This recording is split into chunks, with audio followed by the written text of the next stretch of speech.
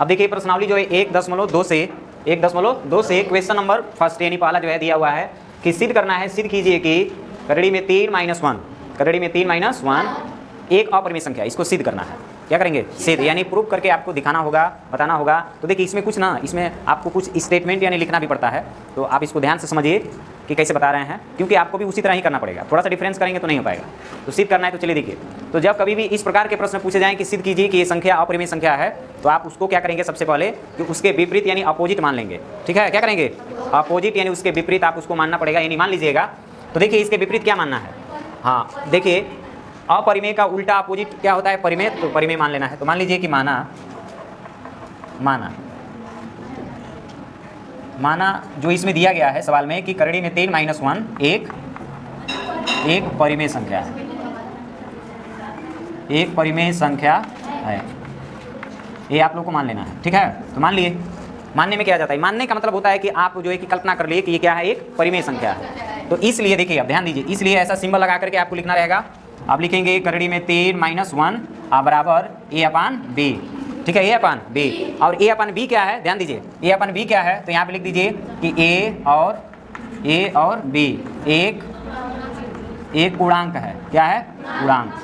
एक पूर्णांक है मतलब पूरा अंक है A और B। ठीक है, हाँ एक और विशेष ध्यान दीजिएगा, B का मान 0 नहीं होना चाहिए। B का मान 0 नहीं होना चाहिए, तो यहाँ पर भी लिख दीजिए कि B ≠ 0। ठीक है, B ≠ 0, यानी B का मान 0 नहीं होना चाहिए। अब यहाँ पे जो हम माने हैं, देखिए ये B क्या है? परिमेय संख्या, इसको मान रखे हैं। ये जो है कि रियल में क्या है? परिमेय संख्या है, क्योंकि A पूरा मतलब पूर्णांक यानी पूर्णांक है, और B भी क्या है? पूर्णांक है। तो ये तो वास्तव में रियल में क्या होगा? परिमेय संख्या होगा। इसको तो हम लोग मान रखे हैं। अब दोनों साइड, इधर भी परिमेय इधर भी परिमेय, मान करके सॉल्व करना है। तो देखिए अब क्या करना है, इसके आगे आप ये -1 है उधर ट्रांसफर कर दीजिए, यानी पक्षांतर कर दीजिए। इधर क्या बचेगा? बस हाँ, करड़ी में 3 इधर बच जाएगा, क्योंकि -1 उधर जाएगा निकल के। तो देखिए A/B, -1 उधर ट्रांसफर करेंगे तो +1 हो जाएगा। हो गया। अब थोड़ा सा यहाँ पे आप इसको हल कर दीजिए। अब देखिए इधर करड़ी में 3 बराबर, अब B का गुणा 1 में करेंगे तो B बन जा B। तो यहाँ पे लिखेंगे A, क्योंकि प्लस है तो B प्लस नहीं लिखाएगा, प्लस है तो प्लस, यहाँ पे B, नीचे फिर B लिखना पड़ेगा आपको। ठीक है, ये हो गया। अब इसके आगे हल होगा ही नहीं, तो आपको यहीं पे रुक जाना है, यानी स्टॉप हो जाना है। ऐसे चाहेंगे तो आप बना सकते हैं। ठीक है, इस प्रकार से। अब उसके बाद से देखिए, ध्यान दीजिए, अब क्या करना है? अब यहाँ पे आपको देखना है, समझिए। यहाँ पे आप देखेंगे कि यहाँ पे देख करके ये निष्कर्ष आप यहाँ पे निकालेंगे कि देखिए करड़ी में जो 3 है, यहाँ पे A + B/B है। ये देखिए A भी पूर्णांक है और B भी पूर्णांक है। तो देखिए जब पूर्णांक को जब किसी पूर्णांक से क्या किया जाता है, यानी जब डिवाइड किया जाता है, तो परिमेय संख्या होता है। क्या होता है? परिमेय संख्या।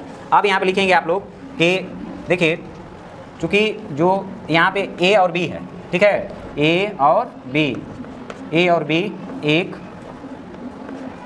एक पूर्णांक है, एक पूर्णांक है। अतः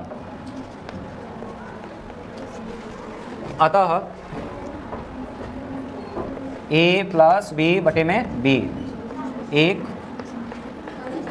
परिमेय संख्या है, एक परिमेय संख्या। हो गया। इधर नीचे जगह नहीं है तो इस साइड में लिख दे रहे हैं यहाँ पे। तो देखिए अब ध्यान दीजिए यहाँ पे। अब देखिए यहाँ पे तो आपको पता चल गया कि A और B पूर्णांक है। देखिए लिखे, चूंकि A और B एक पूर्णांक है, अतः ये जो पूरा टोटल ये जो है, जब पूर्णांक है तो क्या होगा? एक परिमेय संख्या होगा, परिमेय संख्या होगा। अब देखिए, अब लिखेंगे यहाँ पे, इसलिए करड़ी में 3 एक परिमेय संख्या है, परिमेय संख्या है। क्या है? परिमेय संख्या है। ठीक है, देखिए हम यहाँ पे क्यों लिख रहे हैं आपको, देखिए करड़ी में 3 क्यों लिखे हैं? परिमेय संख्या है। ध्यान दीजिए, अब यहाँ पे A + B/B है, ये भी क्या है? परिमेय संख्या। देखिए इक्वल साइन जो यह दर्शाता है कि जो कुछ इधर रहेगा और जो कुछ इधर रहेगा इस साइड, इक्वल साइन बराबर को दर्शाता है। इसको दर्शाता है बराबर। तो जब ये परिमेय संख्या है तो ये भी क्या होगा? परिमेय संख्या होगा। लेकिन यहाँ पे लिखिए, अब यहाँ पे देखिए करड़ी में 3 एक परिमेय संख्या है, लेकिन लिखेंगे लेकिन हमारी कल्पना गलत है। क्या है? हमारी कल्पना गलत है। ठीक है, समझ में आ रहा है? हमारी कल्पना क्या है? गलत है। कल्पना का मतलब होता है कि मानना हमारा क्या है? गलत है। हमारा मानना यहाँ पे गलत है, क्योंकि लिखेंगे क्योंकि देखिए करड़ी में 3 एक अपरिमेय संख्या है, अपरिमेय संख्या है। इसलिए करड़ी में 3 -1 एक, इसलिए देखिए करड़ी में 3 -1 एक अपरिमेय संख्या होगी। ठीक है।